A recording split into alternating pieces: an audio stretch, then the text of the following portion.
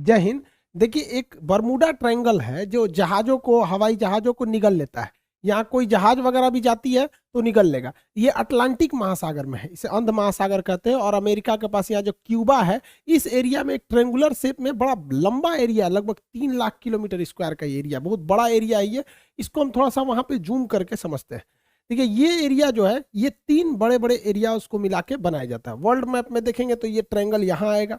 जबकि अगर इस पर्टिकुलर एरिया को जूम करें तो ये फ्लोरिडा के पास से स्टार्ट होता है, और यहाँ प्यूर्टो रिको जो अटलांटिक महासागर की सबसे गहरी खाई है, वहां से जाके ये बरमूडा द्वीप पर तक जाता है।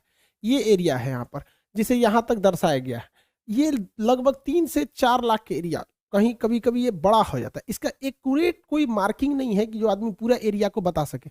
हम तो यहाँ भले ऐसे ट्रायंगल बना दिए, बट समुद्र में ऐसा कोई ट्रायंगल नहीं है। बट अगर इस एरिया में कहीं से भी कोई जहाजें आती हैं तो उनके साथ कुछ अप्रिय घटनाएं हो जाती हैं। इसके बारे में डिटेल से समझते हैं। 1498 में जब क्रिस्टोफर कोलंबस जा रहे थे इस रास्ते से, तो उन्होंने भी अपनी किताब में वर्णन किया है कि जब वो इस एरिया से गुजर रहे थे तो अचानक मौसम में एक परिवर्तन देखे, प्रकाश देखे, बादल का तड़कना, समुद्री लहजें तेजी से उठने लगी और उनका जहाज डिसबैलेंस होने लगा। इवन कि उस समय देखिए, समुद्र में रास्ता दिखाने का केवल और केवल एक ही रास्ता रहता है, कंपास। अब तो सैटेलाइट वगैरह आ गए हैं, बट कंपास ही उस समय एक ही रास्ता होता था, जो हमेशा नॉर्थ डायरेक्शन की ओर मूव करता रहता है। वो बता देता है कि इधर की ओर उत्तर दिशा है, तो इसके थ्रू आदमी जा सकता था। तो यहाँ पे कंपास काम करना बंद कर देता था। ये कोलंबस ने भी इसको माना है। 1964 में विंसन गेडिज ने अपनी पुस्तक में, मैगजीन में बताया था कि ये किस तरह से जहाजों को वगैरह को निगल लेता है। इसलिए इस ट्रायंगल को डेविल ट्रायंगल या फिर रहस्यमयी ट्रायंगल कहा गया। यहाँ जाने के बाद जहाजों में अचानक परिवर्तन देगा, इंजन काम नहीं करेगा, जहाज धंसने लगेगी, कोई तैरना चाहेगा तो तैर नहीं पाता है, अजीब अप्रिय घटना होगी और अचानक ही हो जाती थी। और ये जहाज डूब के कहां जाते थे सब ये भी नहीं पता चलता था किसी को। यूं तो यहाँ हजारों घटनाएं हुई हैं। कुछ फेमस घटना देखते हैं। अगस्त 1942 में अमेरिकी नौसेना के जहाज अपने रूटीन एरिया पे थे सब, उन्हें बम्बार्डमेंट करके लौटना था इसी बरमूडा ट्रायंगल के ऊपर से। लेकिन अचानक उनका संपर्क रेडियो स्टेशन से टूट जाता है, उसमें लगे हुए इंस्ट्रूमेंट काम करना छोड़ देते हैं, उनका नेविगेशन सिस्टम पूरी तरह फेल हो जाता है। सब में एक कॉमन समस्या देखी जाती है कि उनका कंपास काम नहीं कर रहा होता और ये जहाज पूरी तरह ध्वस्त हो जाता है। इसको खोजने के लिए 2 दिन बाद रेस्क्यू टीम जाती है। रेस्क्यू टीम का भी पता नहीं चलता है, क्योंकि वो भी उसी रास्ते से जा रही होती है जहां से उनका लास्ट लोकेशन ट्रेस किया गया था। रेस्क्यू टीम का भी पता नहीं चल पाता है। उसके बाद ठीक 6 महीने बाद दिसंबर 1942 को फिर अमेरिकी नौसेना का जहाज विमान उड़ान भरता है, और फ्लोरिडा से जब उड़ान भरता है और बरमूडा ट्रायंगल से ऊपर जाता है तो ये बमबरसक जहाज भी रडार से गायब हो जाता है। और इसके सामने भी सेम समस्या आती है। पायलट बताता भी है रेडियो सिग्नल पे कि मेरा कंपास काम नहीं कर रहा है, नेविगेशन सिस्टम काम नहीं कर रहा है, मौसम पूरी तरह से खराब है। ये भी ध्वस्त हो जाता है। इसको जब ढूंढने के लिए जो रेस्क्यू टीम जाती है इसके बैकअप में, तो रेस्क्यू टीम का भी आज तक कोई पता नहीं चला कि वो रेस्क्यू टीम कहां चली गई। 1970 में एक पायलट यहां से लौट के आए थे, नाम था उनका ब्रूइस गर्नन। ये जब लौट के आए थे, इन्होंने बताया था कि वहां पे क्या क्या घटनाएं हुई थी। इन्होंने बताया कि अचानक बरमूडा ट्रायंगल के जब ऊपर से गया तो अचानक मौसम बिगड़ गया और सामने बादलों का एक पूरा धुआं, कोहरा टाइप का छा गया, धुंध हो गया बादलों का, और ऐसे लग रहा था जैसे बादलों की गुफा है। ये इन्हें कुछ दिख नहीं रहा था। इसमें जब प्रवेश किए तो ये खत्म होने का नाम ही नहीं ले रहा था। इसके अंदर मौसम इतना खराब था और इनका रेडियो फ्रीक्वेंसी भी गड़बड़ काम करी थी, इलेक्ट्रॉनिक्स वगैरह काम करना छोड़ दिए थे इनके जहाज के, और इनकी जहाज की रफ्तार बहुत ही तेज हो गई थी और रडार पे कोई भी दूसरा रेडियो स्टेशन या एयरपोर्ट अथॉरिटी का कोई भी रडार सिग्नल मैच नहीं कर रहा था। इन्हें कुछ समझ में नहीं आ रहा था, और लेकिन ये जहाज को आगे की ओर ले जा रहे थे। लगभग 3 मिनट बाद, एक अच्छी खासी दूरी तय करने के बाद, ये उस जोन से बाहर निकले और उसके बाद ये अपनी जहाज को लैंड कराए। लैंड कराने के बाद देखिए इत्तेफाक क्या हुआ था कि वो 3 मिनट में ही 150 किलोमीटर की दूरी तय कर लिए थे। यानी इनकी जो रफ्तार हो गई थी लगभग 3000 किलोमीटर प्रति घंटा हो गई थी, जो अभी किसी भी पैसेंजर जहाज के लिए पॉसिबल नहीं है। ये तो मिसाइल और लड़ाकू जहाजों की स्पीड होती है। बहुत लंबे अरसे तक ये बरमूडा ट्रायंगल जो था एक रहस्य का कारण बना। लोगों को लगता था कोई अदृश्य शक्ति है जो जहाजों को, शिप को अपनी ओर खींच लेती है, लेकिन ऐसा कुछ भी नहीं है। इसके पूरे रहस्य पर पर्दा उठाया जा चुका है। इवन कि बरमूडा ट्रायंगल दुनिया के 10 सबसे खतरनाक जगहों में से भी एक नहीं है। मतलब सोचिए, 10 खतरनाक जगहों में भी इन्हें शामिल नहीं किया गया। इसका मतलब ये एक कहानी है। फेमस हो जाता है कोई चीज बहुत ऐसे ही कि जहाजों को निगल जाता है, ये होता है, ऐसा कुछ नहीं होता है। यहाँ कुछ नेचुरल घटनाएं होती है, कोई सुपर नेचुरल नहीं है जिसका लॉजिक भी अवेलेबल है। सबको हम लोग समझते हैं। जो जहाजों का मलबा गया वो नीचे समुद्र के तल पे। देखिए, यहाँ जो एरिया है बरमूडा का, जो एरिया, इस एरिया के नीचे ज्वालामुखी है सब, और ये ज्वालामुखी विस्फोट करते हैं सब। जब भी ज्वालामुखी विस्फोट होता है तो कुछ जहरीली गैसें निकलती हैं। इसमें मीथेन वगैरह की मात्रा निकलती है।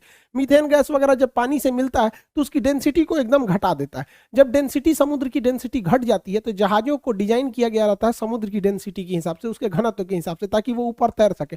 डेंसिटी घटने की वजह से अचानक वो नीचे धंसने लगती है, और यही वजह है कि वहां अगर कोई तैरने की भी कोशिश करता है तो नहीं तैर पाता है, क्योंकि उनका घनत्व घट जाता है। जैसे मच्छर जो होता है मिट्टी तेल के ऊपर, पानी के ऊपर तैर रहा होता है, आप एक ढक्कन मिट्टी तेल मिला देंगे ना, या तो वो मिट्टी की तेल से सूंघने से नहीं मरता, उसका घनत्व तो कम हो जाता है और डूब के उसमें मर जाता है। यही घटना यहाँ डूबने के कारण होता है। दूसरा कारण ये है कि बरमूडा के आसपास के एरिया में छोटे छोटे समुद्री पहाड़ हैं सब इस शेप में। जब हवाएं इस पहाड़ से टकराती हैं तो उनमें एक हलचल होने लगता है, जिस हलचल से यहाँ पे एक बवंडर, एक चक्रवात उत्पन्न हो जाता है, और ये बादलों को और वहां के समुद्र के जल को पूरी तरह लहर में बदल देते हैं। और इसमें अगर कोई हवाई जहाज या कोई शिप आ जाता है तो उस चक्रवात के बीच में फंस जाता है, जिससे कि इसमें घटना हो जाती है। पानी वाली जहाजों के डूबने का तीसरा जो कारण है वो बड़ा सिंपल है, समुद्र के अंदर की पहाड़ियां। समुद्र के अंदर की वो पहाड़ी जो बाहर तक नहीं निकल पाती, उन्हें रीज या कटक कहते हैं। ऐसे कटक इटली और तुर्की के पास बहुत ज्यादा मात्रा में पाए जाते हैं। यहाँ अक्सर जहाज वगैरह गिर जाते हैं, सब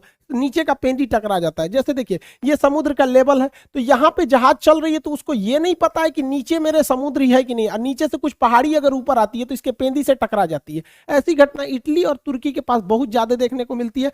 आप देखेंगे इटली के तट के पास ही इतना बड़ा जहाज टकरा गया, यहाँ पर एक मालवाहक जहाज टकरा गया, यहाँ पे बड़ी बड़ी शिप टकरा टकरा के गिरी है सब। अब बताइए ये तो गलती है इन लोग की, जो कैप्टन है, क्योंकि इतने मॉडर्न शिप को अगर गिरा दिए लोग तो गड़बड़ बात है। उस समय जहाजों की दुर्घटना ज्यादा होती थी, क्योंकि न रडार था न सोनार था।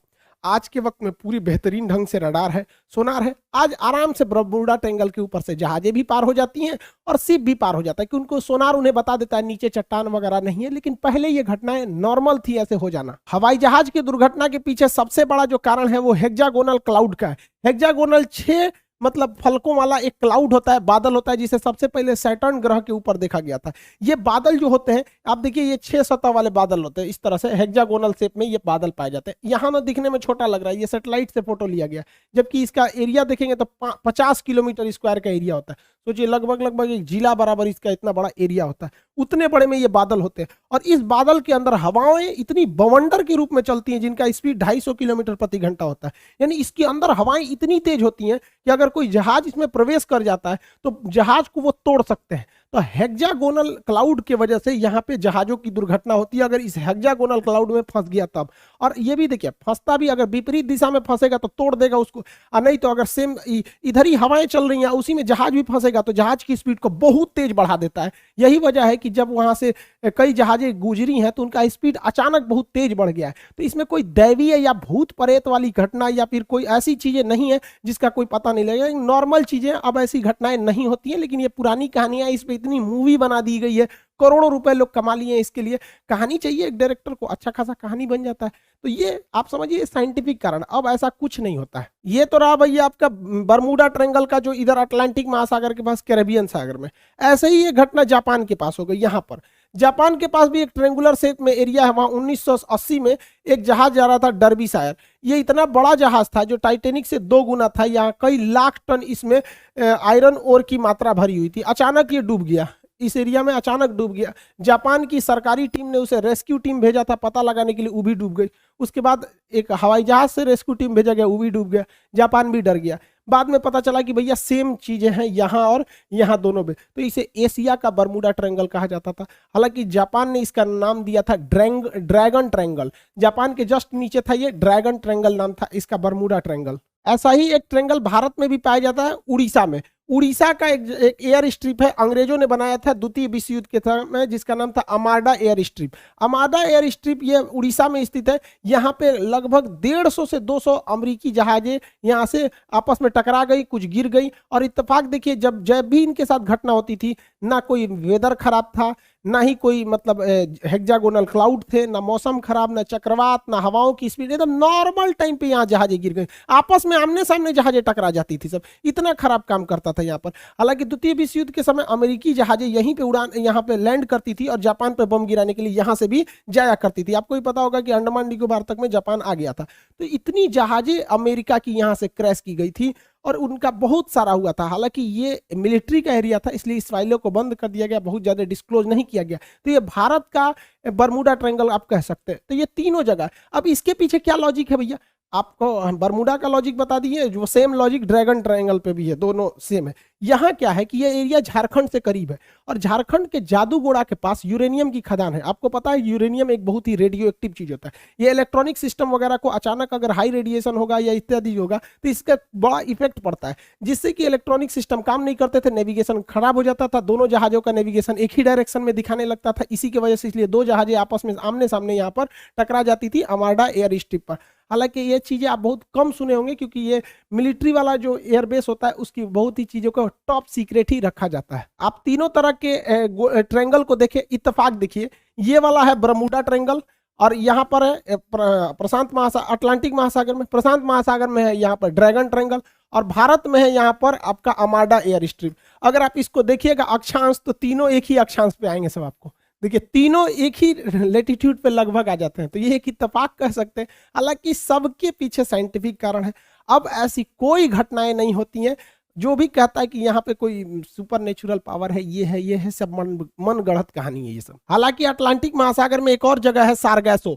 यहाँ सारगैसो सागर है, ये सागर है ही नहीं है एक्चुअली। यहाँ एक शैवाल पाया जाता है, एलिगी, जो समुद्र में तैरते रहता है, बहुत लंबा लंबा पाया जाता है, घास है इस तरह। यहाँ अगर जहाजें, छोटी मोटी जहाजें फंस जाती है ना तो उसी में फंस के रह जाती है। इसलिए यहाँ पे देखिए इतना बड़ा बड़ा घास पाया जाता है, पूरी समुद्र को ये घास ढक लेता है। सारगैसो घास पाए जाने की वजह से जितने एरिया में वो घास पाया जाता है उस घास वाले एरिया को, उस शैवाल वाले एरिया का नाम रख दिया गया है सारगैसो सागर। हालांकि सारगैसो कोई सागर नहीं है, वह सागर का वह हिस्सा है जहां ये वाला शैवाल पाया जाता है, सारगैसम नामक शैवाल पाया जाता है। इसलिए यूपीएससी सीडीएस में एक बार क्वेश्चन पूछा था, वो कौन सा ऐसा सागर है जिसका कोई भी तट रेखा नहीं है, मतलब जमीन से नहीं टच करता है। तो सारगैसो सागर जमीन से टच नहीं करेगा क्योंकि वो बीच का तो सागर है ही नहीं, वो बस एरिया है।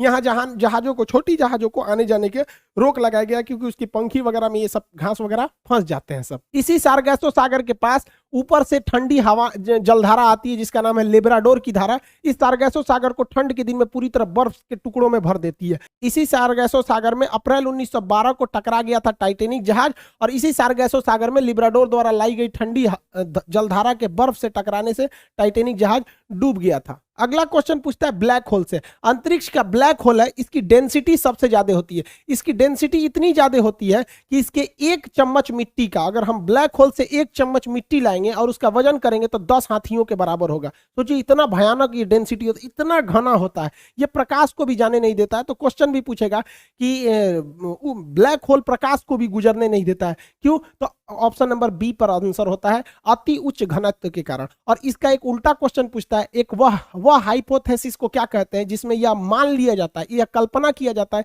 कि सारे प्रकाश वहीं से आ रहे हैं, तो उसे हम व्हाइट होल कहते हैं। हालांकि ब्लैक होल और व्हाइट होल का पूरा परिकल्पना हम आपको ज्योग्राफी के क्लास में पढ़ा चुके हैं। भारत के जम्मू कश्मीर में लद्दाख और बारामूला की कुछ ऐसी पहाड़ियां हैं जिनमें चुंबकीय क्षमता है। ये भी क्या करती है, जहाजों के डायरेक्शन को भटका देती है। यहाँ पर एक चिनाब नदी पर ब्रिज बनाया जा रहा है जो सबसे ऊंचा ब्रिज है, कंप्लीट हो जाएगा तो इसके बारे में भी टोटल समझा देंगे कि ये ब्रिज क्या है। और इसके अलावा आप एक तो बड़ा सुने होंगे, सोच रहा अमेरिका में एरिया 51 एलियन वगैरह वाला एरिया है। इस सबको कभी और क्लास में समझेंगे। आई होप आप इसे समझे होंगे। मिलेंगे नेक्स्ट क्लास में। जय हिंद।